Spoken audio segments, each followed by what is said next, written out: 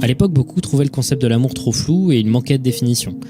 Harry Harlow commence ses recherches en essayant de trouver quelle était la nature de l'amour, et il voulait savoir si pour un animal, l'amour était un moteur, au même titre que la faim, la soif, la douleur et le sexe. À l'époque, la théorie était qu'un nourrisson n'éprouve de l'amour et de l'attachement à sa mère qu'uniquement car celle-ci est source de nutrition avec son lait. C'était vraiment une autre époque, vous allez le voir, c'est assez clair qu'il fallait faire des recherches dans ce domaine. Un exemple de test qu'ils ont réalisé, c'est de séparer les enfants directement à la naissance de leur mère. On s'occupait d'eux et on les nourrissait, mais juste s'ils n'avaient aucune compagnie et aucun contact social.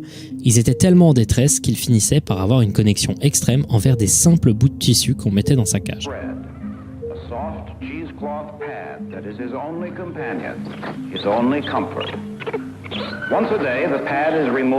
Ils survivaient avec difficulté, mourant parfois au bout de 5 heures. Harry Harlow écrit « Nous étions impressionnés par la possibilité qu'au-dessus de la fontaine de lait du sein ou du biberon de la mère, le confort au contact puisse être une variable très importante dans le développement de l'affection du nourrisson pour la mère. » À ce moment-là, le focus était clair pour Harry Harlow, il fallait se pencher sur la question de la mère.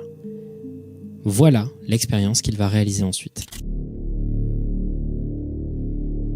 L'expérience consistait à créer un substitut de mère. Voilà comment Harlow décrivait cet objet censé servir de mère pour les singes. Nous avons construit une mère de substitution que nous espérions et croyions pouvoir être une bonne mère de substitution. Nous avons produit un corps parfaitement proportionné et simplifié, dépouillé de tout renflement et d'appendices. La mère était faite d'un bloc de bois couvert de mousse en caoutchouc et revêtue de torchons en coton. Une ampoule derrière elle émettait de la chaleur. Le résultat était une mère douce, chaleureuse et tendre, une mère avec une patience infinie, une mère disponible 24 heures par jour, une mère qui ne grondait jamais son enfant et qui ne heurtait ou mordait pas son enfant de colère. Nous pensons que nous avons construit une mère singe supérieure. Et à côté de cette mère qu'ils jugeaient parfaite, ils ont créé une autre mère. Une mère faite de métal au coin anguleux, absente de tout confort au contact. La seule différence était que celle-ci pouvait donner du lait. Les chercheurs étaient persuadés que l'attachement du singe serait porté vers la mère en métal, celle qui procure du lait. Pourtant, qu'est-ce qu'il s'est passé? La réponse paraît évidente, mais à l'époque, les découvertes étaient surprenantes pour les psychologues. Le macaque rhésus allait sur la mère en métal, tétait la quantité de lait qu'il leur fallait et passait la majorité de leur temps ensuite collé à la mère en tissu pour plus de la moitié de la journée. This baby spends 17 to 18 hours a day on the cloth mother and less than 1 hour a day on the wire mother.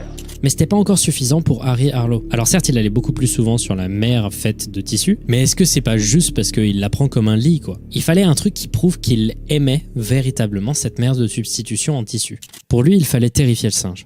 Il créa donc un automate pour faire terrifier un singe facilement, bruyant, anguleux et au mouvement mécanique, et au hasard, au cours de la journée, il le mettait sans prévenir en face du singe.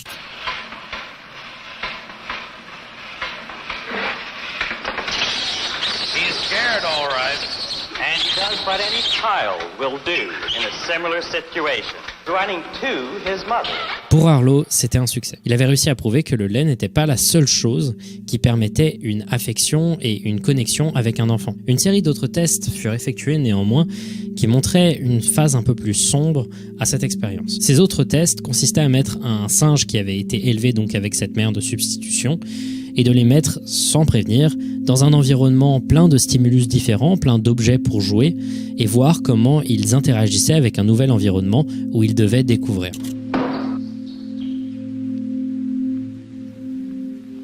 Un singe normal a tendance à toujours vouloir découvrir, à explorer, essayer de comprendre ce qui se passe autour de lui. Là, dans ce cas-là, quand il n'y avait pas la mère de substitution dans la pièce, il se roulait en boule sur le sol et ne faisait rien. Néanmoins, quand la mère de substitution était présente dans la pièce, ils se mettaient dessus et continuaient leur rythme de journée. Ils étaient devenus incapables de découvrir, dépendants de leur seule source de confort. La réinsertion dans des milieux sociaux d'autres macaques rhésus était catastrophique. Ils étaient hostiles au contact de ses semblables. Ils ne pouvaient pas jouer avec les autres singes, ils étaient agressifs. Après ses découvertes avec les mères de substitution, Harry Harlow est devenu modérément connu. Il faisait des interviews dans la presse et est devenu une figure de proue de la psychologie.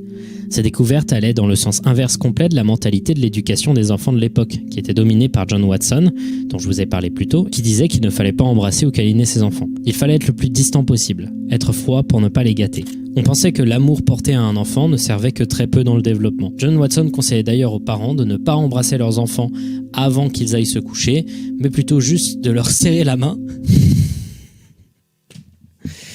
Vraiment une autre époque. Harry Harlow proposait une version de la psychologie où il y avait plus d'affection. Mais à côté, sa vie partait dans une trajectoire plus sombre et ses expériences prirent des tournures beaucoup plus graves. Dans son mariage avec Clara Mears, il eut 2 enfants. Mais Harry Harlow était plutôt infidèle. Il couchait avec plusieurs autres étudiantes et était majoritairement détesté des hommes étudiants, le jugeant tyrannique et désagréable. En 1940,